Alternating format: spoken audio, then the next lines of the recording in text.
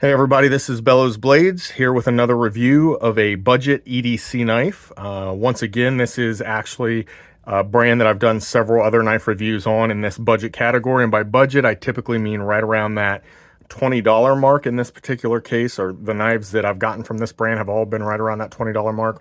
And that brand here is Sitivien. So this is another Sitivien model. It is the ST107. All of their models are known by just a model number. So this is the ST107. Just like many of the other Sitiviens that I have gotten, and you can see here that it has that Sitivien logo on the blade. This is also a D2 steel blade. So just to kind of show you that, that there is that marking on the blade, ST107 D2. So this knife right now, I think on Amazon, you can pick it up at full price. It's right around $24, $25. Usually on Amazon with the Sitivien knives, you can find coupon codes anywhere from 5% to up to 20% off. And so it's pretty easy to pick this one up right around $20, which I believe is what this one was purchased. This was actually given to me as a Christmas gift though. So I don't know exactly what the price was at the time of purchase, but my guess is it's right around that $20 mark. Usually you can pick these up for that. So again, this is D2 steel. I have a video out there where I'm testing the D2 that comes on the Sitivien, and I was actually very impressed with it. I do believe that it is a decent quality, true D2 steel based on my experience with kind of torture testing that blade steel. So I do believe that that is probably the case here. I'll leave a link at the end of the video, this video or this review, to that video if you want to just check it out. Now, admittedly, it was a very cold day, the day that I did that. So I ended up doing my torture testing inside, which wasn't ideal. So some of my tests are a little iffy, but I think overall, though, I got a good feel for what the blade steel could handle. And I do think that I got a good feel for the fact that it is actually quality steel, especially for the price you're paying for it, around the $20 mark. So you can check that out if you want to.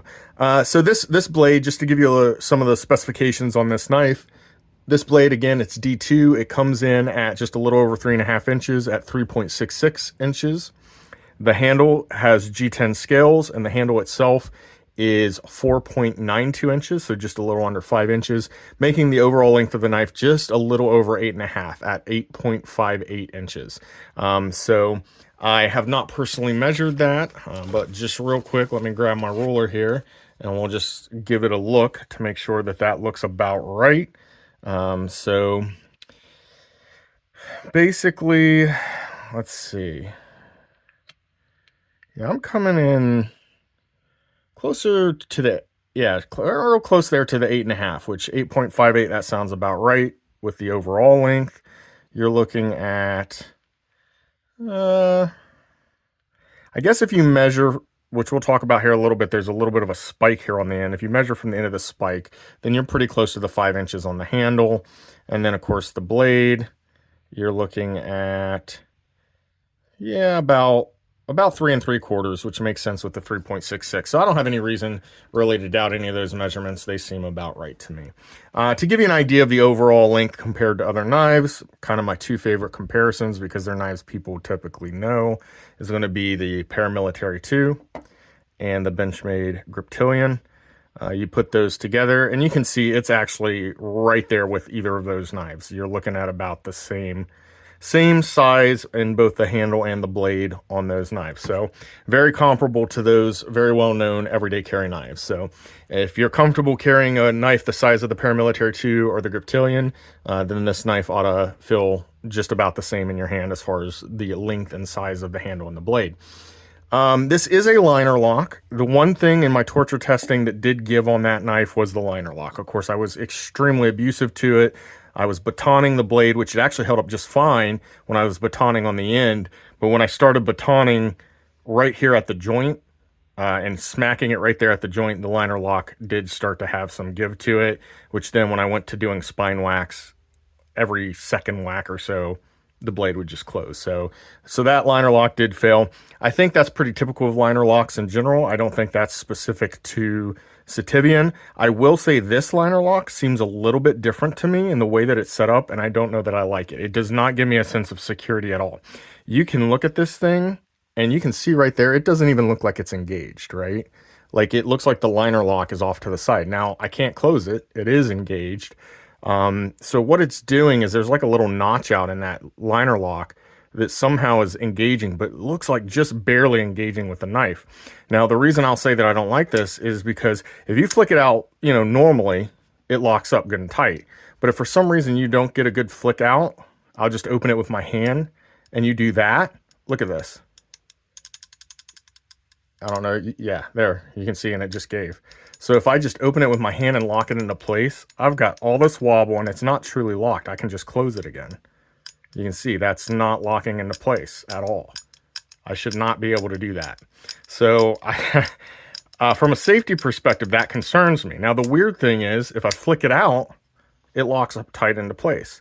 And just from pressure with my hand, I can't get that to close. Now, I imagine if I got to whack it on the spine, it would. But just with my hand, there's no give, there's no wiggle, there's literally no movement at all. Side to side, unless I really torque on it, there's no movement, and back and forth, there's none at all, no matter what you do. But it does not look like that lock's engaged. So that just makes me uneasy, guys. I got to be honest.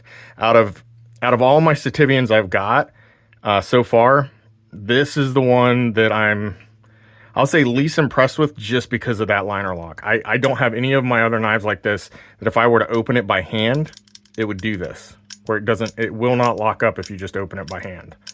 It's not snapping into place.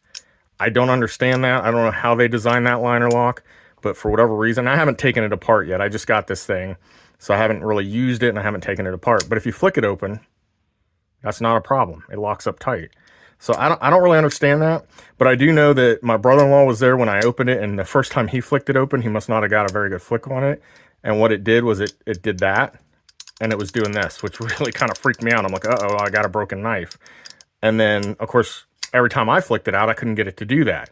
And I finally figured out that if I just open it slowly by hand, it doesn't lock into place. I can't tell you the why on that. So just the fact that it doesn't do that makes me a little uneasy. For that reason alone, I don't know that I would give this knife a recommendation. Everything else about it I'm fine with, but that's a concern. This thing, just speaking of sharp, right? You don't want a sharp knife closing on your finger. Now, I haven't tested this other than just feeling the edge yet, but it feels pretty sharp. Yeah, you can see there, it's got no problem cutting through this thin notebook paper. I mean, just like hot knife through butter, all the way down. Like, there's no dull spots whatsoever on that knife. So I don't want that thing closing on my hand. I don't want it even having a chance of closing on my fingers. Like I said, right now, it feels pretty solid when it's locked. But, man, that just makes me nervous. The fact that that doesn't lock up. I don't know. So, you know, if you're comfortable with that, whatever. The other thing about this knife that I noticed is it is extremely... I mean, you talk about a drop shut. You got to be careful this thing doesn't just close on your hands, because once it starts falling, just the weight of the blade itself, you just barely move it and it just falls, right? You don't even have to have it straight up and down. You just barely turn it at all and it just falls. So, I mean, it makes it flick out real fast. And some people really like that drop shut action. I actually like it. I don't mind it. But this one drops so easily that I've had it drop already. Thankfully, it hits my thumbnail. But I've had it drop already a couple times when I wasn't ready for it, and it actually closed on my finger. So, not a super big fan of that either. One of the other features, like I said, I wasn't aware this knife had till I actually got it. I didn't notice it in any of the pictures. Is it's got this like little... for lack of a better word, I'll say either glass breaker, or I've heard people sometimes call these a skull crusher. I don't know that it would work as a glass breaker, because just having a sharp, pointy metal object doesn't always work at breaking glass. You have to have something specifically designed for that. I mean, if you're talking like auto glass, obviously, if you're just talking about like a regular glass window pane or something, it'll bust that out just fine. But if you're talking like auto glass, I'm not sure that you'd have much success with that.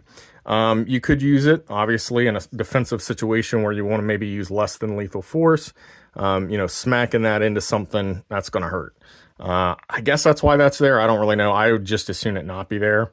In fact, if I decide to kind of keep the knife, yeah, I may even end up grinding that off. To me, it just seems like an uncomfortable piece of metal sticking out that I can just see myself reaching down to pull it out of my pocket and smacking a knuckle on or something like that. So I'm not really sure what purpose it serves, other than maybe to try and look cool and give you the feeling that you've got something that could break glass, although I doubt it really would. The G10 on these is relatively smooth, the scales themselves, but they have this like rippled texture carved into the G10 that does give you a good grip. So the grip feels fine. It feels good in the hand. The blade shape, if you like a Tonto style blade, I feel like that's one of the better ones. I don't know that we really needed the carve outs like this. Some people think that stuff looks cool. To me, it's a little gimmicky, but overall, I don't mind the look of the knife. The knife looks fine. I'm okay with that.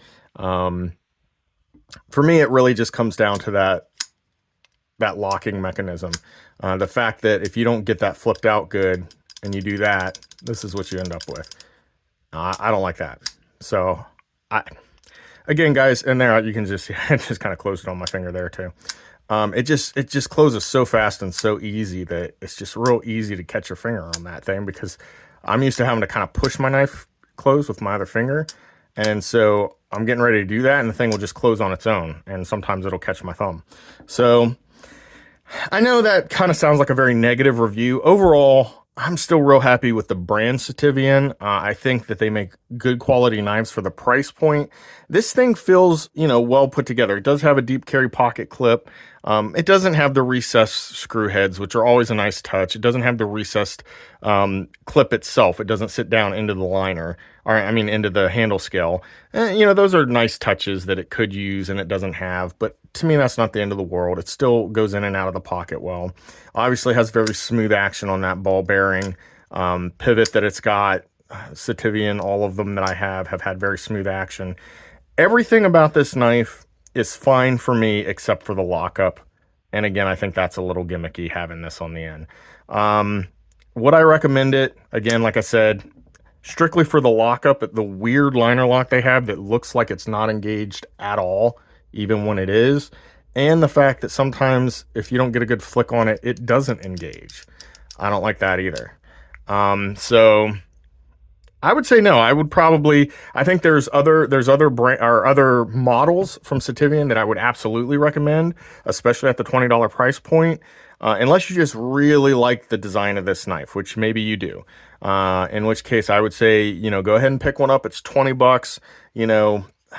I would be very cautious with that liner lock. That's my own personal opinion on that.